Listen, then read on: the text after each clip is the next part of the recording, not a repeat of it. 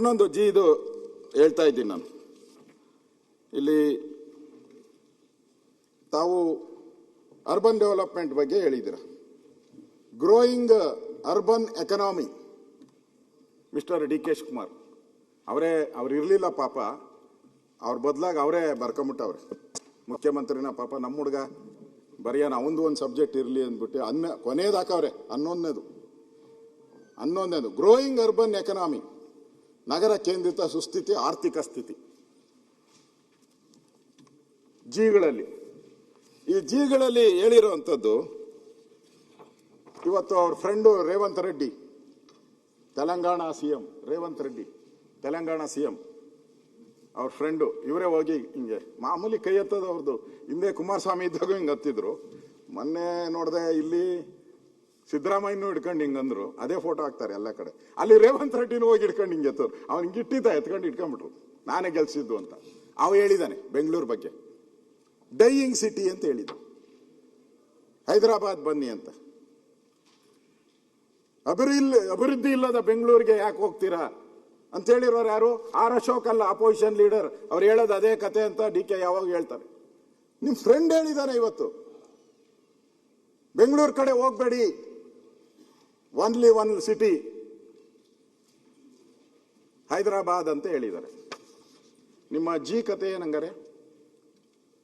ನೀವು ಹೇಳಿದಿರ G urban ಸೆಕ್ಟರಲ್ಲಿ ನಮ್ದು ಬಹಳ ಎತ್ತರದಲ್ಲಿದ್ದೀರಿ ಅಂತ ಹೇಳಿದಿರ. ಇವತ್ತು ನಿಮ್ಮ ರಸ್ತೆಗಳು ತಾವೇ ಹೇಳಿದಿರ. ನನ್ನ ಪ್ರಕಾರ ಡಿ ಕೆ ಶಿವಕುಮಾರ್ ಅವರು ಒಂದು 8 ಪ್ರೆಸ್ ಮೀಟ್ ಮಾಡಿದ್ದಾರೆ. ಆ 8 ಪ್ರೆಸ್ ಮೀಟಲ್ಲೂ 15 ದಿನ ಜಮೀರ್ ನಗ್ಬೇಡ, 15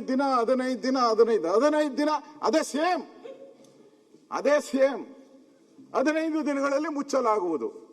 15 ದಿನಗಳಲ್ಲಿ ಮುಚ್ಚಲಾಗ್ಬಿಟ್ಟು ಕೊನೆಗೆ ಆಗದಿರ ಬಿಟ್ಬಿಟ್ಟು ಕೊನೆಗೆ ಸಿಎಂ ಹೇಳಿದ್ರು, ನನ್ನ ತಂಟೆ ಬರ್ಬೇಡ್ರಪ್ಪ, ಡಿ ಕೆ ಶಿವಕುಮಾರ್ ಹತ್ರನೇ ಹೋಗಿ ಕೇಳ್ಕೊಂಬಿಟ್ರಿ ಅಂತ. ಆ ಸ್ಥಿತಿಗೆ ಬಂದ್ಬಿಡ್ತು ಬೆಂಗಳೂರು. ಹಳ್ಳ ಬಿದ್ದ ಗುಂಡಿಗಳ ರಸ್ತೆ ಬೆಂಗಳೂರು ಆಗೋಯ್ತು. ಇವಾಗ ಕಸ ಆ ದೊಡ್ಡಬಳ್ಳಾಪುರದ ಮೇಲೆ ಬೀಳ್ತಾರೆ, ಎಲ್ಲ ಪತ್ತ ಇಲ್ಲ. ದೊಡ್ಡಬಳ್ಳಾಪುರ ಕಸದ ನಮ್ಮನ್ನ ನೀವು ತೆಗಳಿದ್ರು ಪರವಾಗಿಲ್ಲ. ಇವತ್ತು ಯಾವುದಾದ್ರೂ ರಸ್ತೆ ಹೋಗಿ, ಎನಿ ರೋಡ್ ವಿತೌಟ್ ಗಾರ್ಬೇಜ್, ನಾನು ಚೀಮಾರಿ ಹಾಕಿ ಕರೆದು any road, M G road ಇಂದ ಹಿಡಿದು ಡಿ ಕೆ ಶಿವಕುಮಾರ್ ರೋಡ್ವರೆಗೂ ಎನಿ ರೋಡ್ ಗಾರ್ಬೇಜ್ ಇಲ್ಲದ ರಸ್ತೆಗಳಿಲ್ಲ ಬೆಂಗಳೂರಲ್ಲಿ. ಇದಾರಪ್ಪ ಅವರು. ಇವಾಗ ಯಾಕೆ ಇಳಿರಕೋತೀಯ? ಬದುಕಿದಾರ ಅವ್ರು, ಇನ್ನ ಗಟ್ಟಿ ಇದಾರೆ. ಇನ್ನ 40 ವರ್ಷ ಇರ್ತಾರೆ. ಇವಾಗ ರಸ್ತೆಗೆ ಹೆಸರು ಇಡಾಕೋತೀಯಲ್ಲಪ್ಪ ನೀನು. ನಾನು ಅವ್ರ ರಸ್ತೆನೇ ಇಲ್ಲ ಅಂತಿದ್ದು. ಇನ್ನ 40 ವರ್ಷ ಇರ್ತಾರೆ ಅವರು. ಇಲ್ಲ ಸರ್, ಡಿ ಕೆ ಶಿವಕುಮಾರ್ ರಸ್ತೆ ಅಂತ ಅಂತೂ ನನ್ಗೆ ಇರೋದು ನನ್ಗೆ ಗೊತ್ತಿಲ್ಲ. ನಿಮ್ ಕಾಲದಲ್ಲಿ ಏನೋ ಇಟ್ಟಿದ್ರೆ ಬಿಜೆಪಿ ಕಾಲದಲ್ಲಿ ಅಂತ ನನ್ಗೆ ಗೊತ್ತಿಲ್ಲ.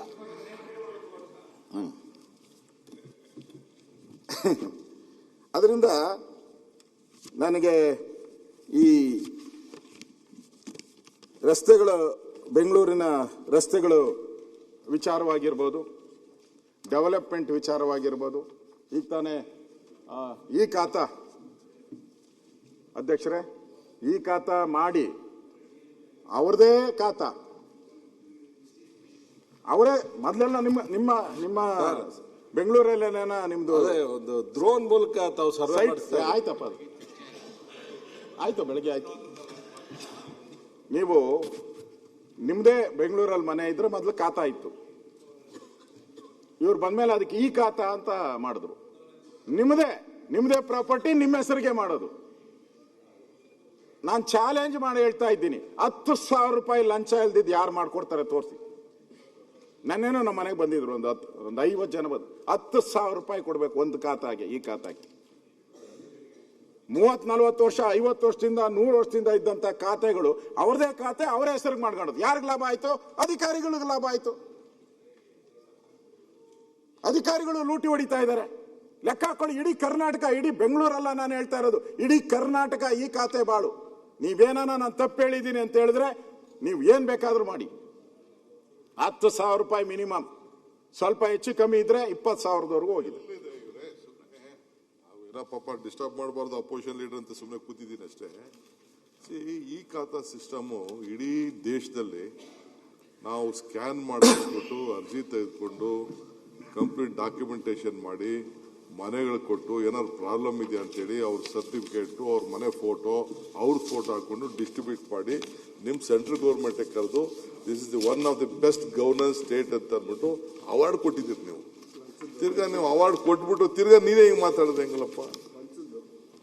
ಸೊ ಹಂಗೆ ಈ ಖಾತಾ ಸಿಸ್ಟಮು ಈಗ ಇವರು ಕೃಷ್ಣ ಬೈರೇಗೌಡ ಇಲ್ಲೇ ಕೂತಿದ್ದಾರೆ, ನಾವು ಇಲ್ಲೇ ಇದ್ದೀರಿ.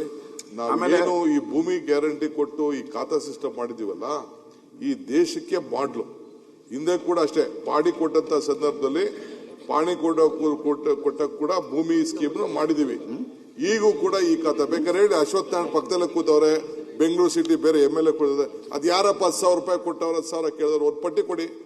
ಐ ವಿಲ್ ಸಿ ದಟ್ ಇವತ್ತು ಕೊಡಿ. ಈಗ ಸಾಯಂಕಾಲದ ಒಳಗಡೆ ಸಸ್ಪೆನ್ಷನ್ ಆರ್ಡರ್ ಇಶ್ಯೂ ಮಾಡ್ತೀನಿ. ಶಿವಕುಮಾರ್ ಅವರೇ, ಈ ಖಾತಾದ ಸಮಸ್ಯೆ ಇಡೀ ರಾಜ್ಯದಲ್ಲಿ ಹೆಂಗಿದೆ ಅಂತ ಕೇಳಿದ್ರೆ ನಿಮಗೆ ಇದ್ರ ಅಂದಾಜಿಲ್ಲ. ನೀವು ಇದನ್ನ ದಯಮಾಡಿ ಖಾಸಗಿಯಾಗಿ ನಿಮ್ ಶಾಸಕರುಗಳ ಹತ್ರ ಕೇಳಿ. ಒಂದ್ ನಿಮಿಷ ನಾನು ಹೇಳ್ತೀನಿ ಕೇಳಿ. ನಿಮ್ಮ ಆಡಳಿತ ಸುಧಾರಣೆ ಮಾಡ್ಲಿಕ್ಕೆ ಹೊರಟಿದ್ದೀರಿ ಅಂತಂದ ಮೇಲೆ ನೀವು ಸಮಾಧಾನದಿಂದ ಕೇಳಬೇಕು. ಈ ಖಾತಾದ ಸಮಸ್ಯೆಯನ್ನ ಇಡೀ ಈ ರಾಜ್ಯದಲ್ಲಿ ಯಾವತ್ತೂ ಇಷ್ಟ ಅನುಭವಿಸ್ತಿಲ್ಲ. ಒಬ್ಬೊಬ್ಬ ಈ ಖಾತೆ ನನ್ನ ಸ್ವಂತ ಜಾಗದ ಖಾತೆ ತಗೊಳ್ಬೇಕು ಅಂತಂದ್ರೆ 10,000 ರೂಪಾಯಿ 20,000 ರೂಪಾಯಿ ನಮ್ಮ ತಾಲೂಕ್ ಆಫೀಸಲ್ಲಿ ಕೊಡ್ಬೇಕು ಅಂತ ಹೇಳಿ ಜನ ನಮ್ಮ ಕಚೇರಿಗಳಿಗೆ ಬಂದು ಕೂತಿದ್ದಾರೆ. ನಿಮಗೆ ಅಂದಾಜಿಲ್ಲ ಇದ್ರದ್ದು. ನೀವು ಬಹಳ ಲೈಟ್ ಆಗಿ ತೆಗೆದುಕೊಂಡಿದ್ದೀರಿ ಈ ಸರ್ಕಾರ ಹಿಂಗೆ ಅಂತ ಅನ್ಕೊಳ್ಳೋಣ.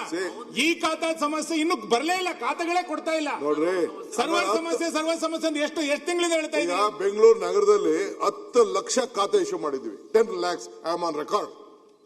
10 ಲಕ್ಷ ಇನ್ನ ಮಾಡಬೇಕು. ನಾನು ಇಲ್ಲ ಅಂತ ನಾನು ಹೇಳೋದಿಲ್ಲ. ಡಾಕ್ಯುಮೆಂಟ್ ಸರಿ ಇರಬೇಕು, ಡಾಕ್ಯುಮೆಂಟ್ ವೆರಿಫೈ ಮಾಡಬೇಕು, ಅವ್ರ ಮನೆ ಫೋಟೋ ಬರಬೇಕು, ಅವ್ರ ಫೋಟೋ ಬರಬೇಕು, ಮಾಡಬೇಕು. 10 lakhs ಖಾತಾ ಕೊಟ್ಟಿದ್ದೀವಿ.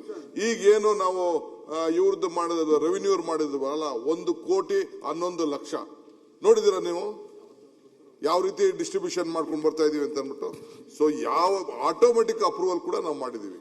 ಸೊ ಕೆಲವು ಸಂದರ್ಭದಲ್ಲಿ ಕೆಲವು ಇದನ್ನ ಟೆಕ್ನಿಕಲ್ ಇಶ್ಯೂಸ್ ಕೆಲವು ಡಿಲೇ ಆಗ್ತಾರೆ. ಅದಕ್ಕೂ ಕೂಡ ಎಲ್ಲೆಲ್ಲಿ ರಿಜಿಸ್ಟ್ರೇಷನ್ಗೆ ತೊಂದರೆ ಆಗ್ತಾ ಇದೆ, ಅದಕ್ಕೆ ಇನ್ನೊಂದು ನಾಳಿದ್ರಲ್ಲಿ ನಾನು ಈ ಒಂದು ಇವ್ರದ್ದೆಲ್ಲ ಮುಗಿಲಿ, I will come out with a plan of action. ಯಾರು ಸಮಸ್ಯೆ ಆಗಿದೆ ಅದಕ್ಕೆ ಏನ್ ಮಾಡ್ಬೋದು ಅಂತ ಹೇಳಿ ಒಂದು ಸೊಲ್ಯೂಷನ್ಗೆ ಇಲ್ಲೇ ರಿಪೇರ್ ಮಾಡ್ತೀನಿ. ಅದಕ್ಕೆ ಹೊಸ ತಂತ್ರಜ್ಞಾನ ಮಾಡಿ ಅದರಲ್ಲಿ ಸಣ್ಣ ಪುಟ್ಟ ಸಮಸ್ಯೆಗಳಾಗುತ್ತೆ ಅನ್ನೋದು ನಾನು ಒಪ್ಕೋತೀನಿ, ತಡ್ಕೊಳ್ಳೋಣ. ಈ ಖಾತಾದ ಸಮಸ್ಯೆ ಈ ಮಾರ್ಚಿಂದ ಪ್ರಾರಂಭ ಆಗಿರೋದಲ್ಲ. ಇದು ನನಗೆ ಗೊತ್ತಿದ್ದಂಗೆ 7-8 ತಿಂಗಳಾಯ್ತು ಈ ಖಾತಾಗಳು ಸಿಗದಲೆ.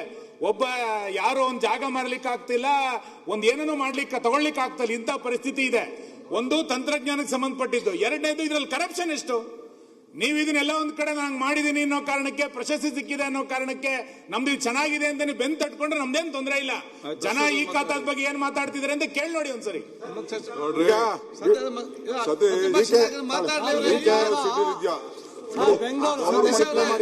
Government green zone fraud cases ಅಂತವ್ ತೊಂದರೆ ಆಗ್ತಾ ಇದೆ. ನಮ್ಮಲ್ಲಿ ಯಾವ್ದು ಗ್ರೀನ್ ಝೋನ್ ಇಲ್ಲ ಸರ್. ನಮ್ದೆಲ್ಲ ಹಳೆ ನಗರಸಭೆ. ಚರ್ಚೆ ಮಾಡಿ ನಾನು ಚರ್ಚೆ ಮಾಡಿ ಸತೀಶ್ ಒಂದ್ ನಿಮಿಷ. ಆಮೇಲೆ ಈ ಖಾತಾ ವಿಷಯ ಏನಾಗಿದೆ ಸರ್, ನಾವು ಯಾವ ಅಪಾರ್ಟ್ಮೆಂಟ್ಸ್ ಇದಾವೆ, ಲೇಔಟ್ಗಳಿದಾವೆ, ಆ ಖಾತಾಗಳನ್ನ ಈಗ ಅವ್ರ ಕೈಲಿ ಕೊಡ್ಲಿಕ್ಕೆ ಆಗ್ತಾ ಇಲ್ಲ ಸರ್. ಯಾಕಂದ್ರೆ ನೀವು ಎಲೆಕ್ಷನ್ಗೆ ಹಾಕಿದೀರಾ, ನೀವು ಬೇರೆ ಬೇರೆ ಇದಕ್ಕೆ ಹಾಕಿದ್ರೆ ಯಾರು ಕೂಡ ಕೆಲಸ ಮಾಡ್ತಾ ಇಲ್ಲ ಸರ್. ಸತೀಶ್ ಅಂದ್ರೆ ನಾವು ಬಲ್ಕ್ ಖಾತಾಸ್ ಆದ್ರೂ ಅಪಾರ್ಟ್ಮೆಂಟ್ಗಳಲ್ಲೋ ಲೇಔಟ್ ಅಲ್ಲೋ ಒಂದ್ ಸಭೆ ಮಾಡಿ ಕೊಡ್ಬೇಕಾಗ್ತದೆ ಸರ್. ತುಂಬಾ ಡಿಲೇ ಆಗ್ತಾ ಇದೆ ಆ ಖಾತಾಗಳು. ಸನ್ಮಾನ್ಯ ಅಧ್ಯಕ್ಷರೇ, ಈಗ DK ಶಿವಕುಮಾರ್ ಅವರು ಹೇಳಿದ್ದಾರೆ ಯಾರ್ಯಾರಿದ್ದಾರೆ ಕರ್ಕೊಂಬ ಸಸ್ಪೆಂಡ್ ಮಾಡ್ತೀನಿ ಅಂತ. ವೆಲ್ಕಮ್ ಮಾಡ್ತೀನಿ ನಾನು. ಅಲ್ಲಲ್ಲ ವೆಲ್ಕಮ್ ಮಾಡ್ತೀನಿ ಅಂತ ಅವ್ರು ಮಾಡ್ತಾರೆ. ಎಷ್ಟು ನೀವು ಯಾವ ಊರಿಗೆ ಬರ್ತೀರ ಹೇಳಿ. ನೆನ್ನೆ ಚಿಕ್ಕಬಳ್ಳಾಪುರದವ್ರು ಬಂದಿದ್ರು, ಇಲ್ಲ ಬೆಂಗಳೂರು ಹತ್ರ ಇರೋ ಚಿಕ್ಕಬಳ್ಳಾಪುರ ನೆನ್ನೆ ರಾತ್ರಿ ನಮ್ಮ ಮನೆಗೆ ಬಂದಿದ್ರು. ಬಂದ್ಬಿಟ್ಟು 10,000 ರೂಪಾಯಿ ಸರ್ ಫೋನ್ ಮಾಡಿ ಹೇಳಿ ಅಂತ ಹೇಳಿದ್ರು. ಎಲ್ಲಿಗೆ ನೀವು, ನಾನು ಹೇಳ್ತಾ ಇದ್ದೀನಿ, ನಿಮ್ಗೆ ಚಾಲೆಂಜ್ ಕೊಡ್ತೀನಿ. ಎಲ್ಲಿಗೆ ಬೇಕಾ, ಯಾವ ಹಳ್ಳಿಗೆ ಹೋಗ್ಬೇಕೋ ಬರ್ತೀನಿ ನಾನು, ಕರ್ಕೊಂಡೋಗಿ ನಾನು ಅಲ್ಲಿ ಹೇಳಿಸ್ತೀನಿ ನಾನು. Anywhere in Karnataka I am ready to come. ಬೆಂಗಳೂರಲ್ಲಂತೂ ನನ್ನ ಆಫೀಸಲ್ಲಿ ಫೋನ್ ಮಾಡಿ ಸರ್ ಅಂತ ಹೇಳ್ತಾರೆ. 100 ಲೆಕ್ಕ ಇಲ್ದಷ್ಟು ಜನ ಬಂದು ಹೋಗಿದ್ದಾರೆ. DK ಶಿವಕುಮಾರ್ ಅವರು ಮೇಲೇನೆ ಓಡಾಡ್ತಾ ಇರೋದ್ರಿಂದ ಕೆಳಗಡೆ ಗೊತ್ತಾಗ್ತಾ ಇಲ್ಲ. ಅವ್ರ ಮೇಲೇನೆ ಇದ್ದಾರೆ, ಬೆಂಗಳೂರು ಟು ಡೆಲ್ಲಿ, ಡೆಲ್ಲಿ ಟು ಬೆಂಗಳೂರು, ಅದರಿಂದ ಗೊತ್ತಾಗ್ತಾ ಇಲ್ಲ ಅಷ್ಟೇ. ಸ್ವಲ್ಪ ಕೆಳಗಡೆ ಬಂದ್ರೆ ಗೊತ್ತಾಗ್ತಾ ಇತ್ತು ಅವ್ರಿಗೆ.